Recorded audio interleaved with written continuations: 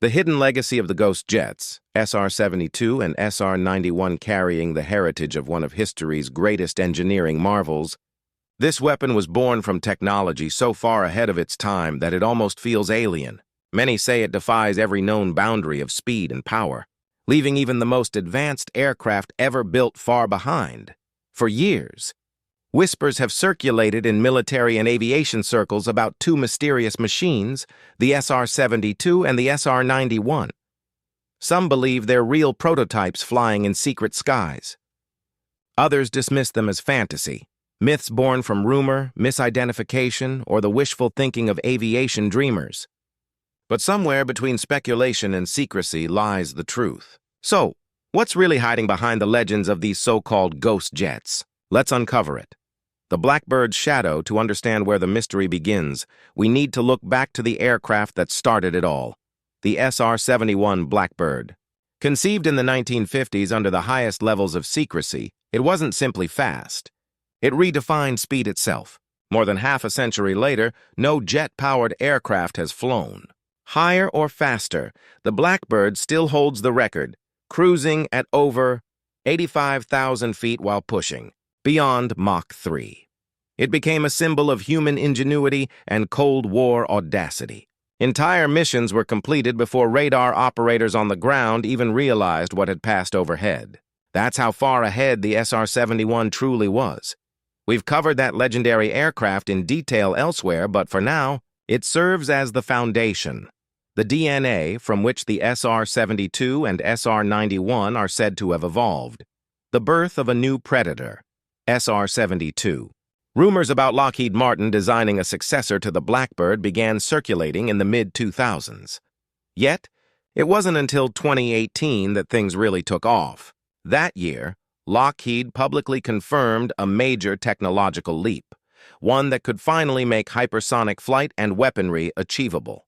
From that moment forward, speculation ignited. The so-called Son of Blackbird, as some dubbed it, was rumored to reach speeds near Mach 6, almost 4,600 mph.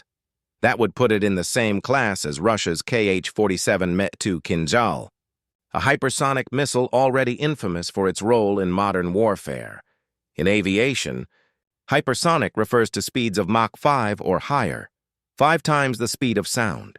Supersonic jets like the F-22 Raptor or Concorde are fast, but hypersonic flight operates on a completely different level, a domain where air friction becomes plasma and conventional engines simply melt. The SR-72's rumored design aims to conquer that domain. Its heart lies in a dual-engine propulsion system, 2 power plants working in unison but operating on entirely separate principles. One is a traditional turbine engine, propelling the jet to about Mach 4. Beyond that threshold, a second power source, a scramjet or supersonic combustion ramjet, ignites, allowing the craft to accelerate into true hypersonic territory. At roughly 15 miles above the planet, around 3 times the height of Everest, the SR-72 could theoretically reach Mach 6. At that speed, it could strike anywhere on Earth in roughly an hour, a staggering capability that would transform warfare as we know it. The heat barrier. Here's a little-known fact. A standard jet turbine begins to disintegrate beyond Mach 3.5. The frictional heat alone can melt even titanium components from within. That's why the Blackbird's engineers in the 1960s used cutting-edge alloys and special fuel as a coolant just to survive Mach 3 flight. Now imagine doubling that speed. The engineering challenges border on the impossible, yet Lockheed's design suggests they've found a way, blending compact engines directly into the fuselage and crafting a body so sharp and seamless that it seems sculpted by the wind itself. Its sleek delta wing stretches across nearly the entire frame, merging body and wing into one continuous aerodynamic shape. Unlike its purely reconnaissance predecessor, however, the SR-72 is rumored to do more than observe. It's designed as a multi-role platform capable of surveillance, tracking, and even direct precision strikes. Weapons at the speed of sound's end at Mach 6. Traditional bombs are useless. They'd be ripped apart before deployment. Instead, analysts believe the SR-72 would carry hypersonic strike weapons, perhaps akin to the U.S. AGM-183A ARRW, a missile capable of roughly Mach 8 speeds. Pairing such missiles with a Mach 6 carrier would create a devastating combination, one that turns long-range sorties into near-instantaneous attacks.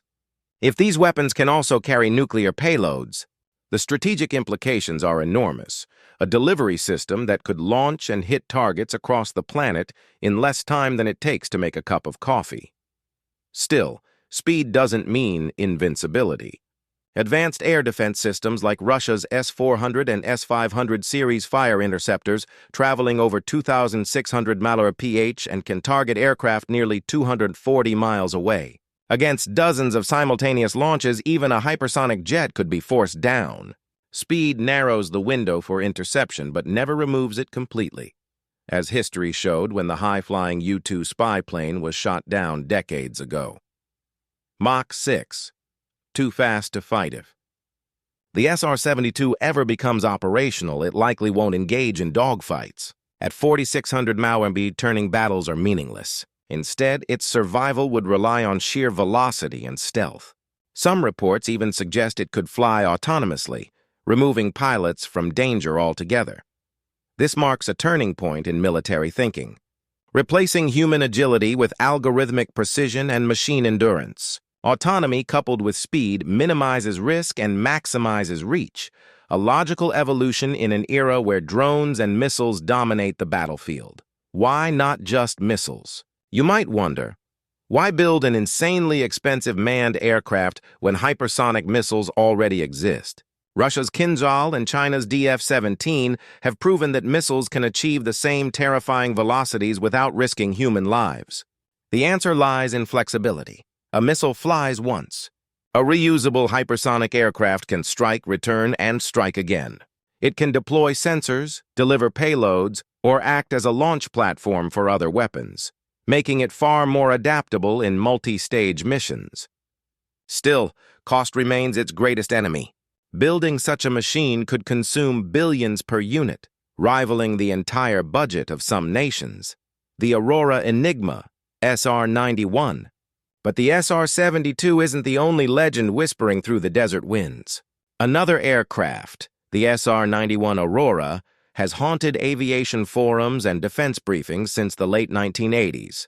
According to leaks and defense insiders, Project Aurora began around 1989, intended to create a next-generation reconnaissance plane to replace the SR-71. Some early reports made wild claims, a top speed of Mach 11.8.